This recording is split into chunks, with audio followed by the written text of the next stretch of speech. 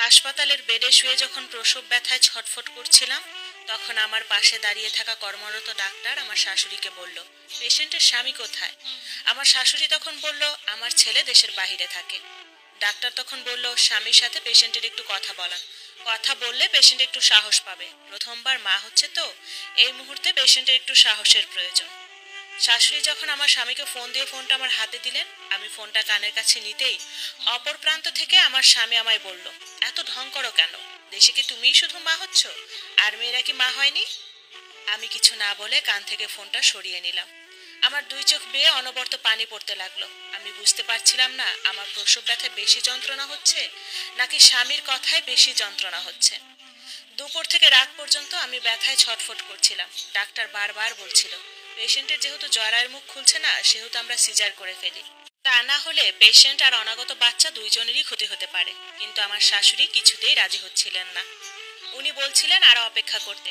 আমার মা যখন আমার শাশুড়িকে বললেন, বেআইন সাহেব, আমার ছোট মেয়েটার খুব কষ্ট হচ্ছে, আপনি সিজার করার অনুমতি দেন। মায়ের কথা শুনে আমার শাশুড়ি মুখ বাঁকিয়ে বলল, সিজার করতে যে বলছেন, জানেন সিজার করতে কত টাকা খরচ হয়? আপনারা যদি সিজার করার টাকা দিতে পারেন তাহলে সিজার করান। শাশুড়ির কথা শুনে আমার মা মাথা নিচু করে নীরব হয়ে রইলেন। কারণ আমার পরিবারের সাধ্য ছিল না সিজারের খরচ বহন করা। ছোট্ট একটা মুদি দোকান করে বাবা সংসার চালান। তাছাড়া আমার ছোট দুইটা বোন আছে বিয়ের বাকি, বাবার তাদের কথাও চিন্তা করতে হয়। আমি পাশে বসে থাকা মাকে বললাম, মা, আমি যদি ব্যথায় মরেও যাই তবু আমাকে সিজার করায়ও না। মা তখন আঁচল দিয়ে চোখের জল মুছতেছিল আর আমার মাথায় হাত বুলিয়ে দিচ্ছিল। একটু পর শুনি শাশুড়ি স্বামীকে ফোন দিয়ে বলছে, তোর বউ ঢং করতেছে, ইচ্ছা করেই চিল্লাচিল্লি করে হাসপাতাল মাথায় তুলে ফেলছে। আমি নিজেও তো 5 সন্তানের মা হয়েছি, কখনো তো এমন ঢং করি নাই। শাশুড়ির এই কথাটা আমার পাশে দাঁড়িয়ে থাকা কর্মরত ডাক্তারটা শুনে ফেলেছিল। উনি আমার শাশুড়িকে ধমকে সুরে বললেন, কি সব ফালতু কথা বলছেন? নিজে মা হয়েছে, নিজে বুঝেন না মা হওয়ার যন্ত্রণা কতখানি? একটা মেয়ে যন্ত্রণায় কাতরাচ্ছে আর আপনার কাছে মনে হচ্ছে সে ঢং করছে? এত লো মেন্টালিটি কেন আপনার? এই মুহূর্তে যদি সিজার না করানো হয় তাহলে কিন্তু মা সন্তান দুজনেই মারা যেতে পারে। ডাক্তারের ধমকের সুরে কথা শুনে শাশুড়ি সিজার করার অনুমতি দিল। সিজার করার পরে 8 দিন হাসপাতালে ছিলাম। এই 8 দিনের মধ্যে আমার স্বামী আমার সাথে একবারের জন্য ফোনে কথা বলেনি। শাশুড়িকে ঠিকই প্রতিদিন ফোন দিত, অথচ আমার সাথে একটা বার কথা বলতে চাইতো না। 8 দিন পর আমি যখন বাসায় আসলাম তখন আমি নিজের ইচ্ছে আমার স্বামীকে ফোন দিলাম। আমার স্বামী ফোন রিসিভ করে একবারও বলেনি আমি কেমন আছি কিংবা আমার সন্তান কেমন আছে। স্বামীর প্রথম যে কথাটা ছিল সেটা হলো, আমি বিদেশ থেকে আসার সময় তোমার কাছে 9,000 টাকা রেখে গিয়েছিলাম, সে টাকা কিভাবে খরচ করেছে তার হিসাব দাও। আমি ফোনটা কানে রেখে আমার স্বামীর কথাগুলো শুনছিলাম আর নীরবে চোখের জল ফেলছিলাম। আমার স্বামী কখনো আমার কাছে টাকা পাঠাতো না, সব টাকা আমার শাশুড়ির কাছে পাঠাতো। আমি যদি হাত খরচের কোনো টাকা চাইতাম তাহলে আমায় সরাসরি বলতো, তোমায় আমি 3 বেলা খাওয়াচ্ছি, তোমার আবার হাত খরচ কি? ডাক্তার বলেছিল সিজারের 20 দিন পর একটু চেক আপের জন্য আসতে। আমি যখন শাশুড়ির কাছে ডাক্তারের কাছে যাওয়ার জন্য টাকা চাইলাম, শাশুড়ি মুখের উপর বলল, টাকা লাগলে তোমার বাপকে বলো, আমি তো তোমাকে বলি নাই ঢং করে সিজার করাতে।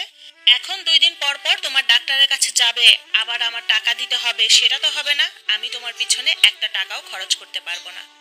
বাধ্য হয়ে বাবাকে যখন ফোন করে বললাম, বাবা, আমার কিছু টাকা লাগবে, আমার ডাক্তার দেখানোটা খুব জরুরি, তখন বাবা আমায় উত্তর দিল, বিয়ের আগেও তোর খরচ বহন করতাম, আর এখন বিয়ের পরও যদি তোর খরচ বহন করতে হয় তাহলে তোকে বিয়ে দিয়ে লাভ হলো কি? তোর বোঝা উচিত তোর বিয়ে হয়ে গেছে, তোর প্রতি এখন আমার কোনো দায়ভার নেই। আমি বাবার কথা শুনে ফোনটা রেখে দিলাম। আর যদি বাবা বলতো আমার কাছে টাকা নেই, আমি দিতে পারবো না, তাহলে হয়তো কোনো কষ্ট পেতাম না।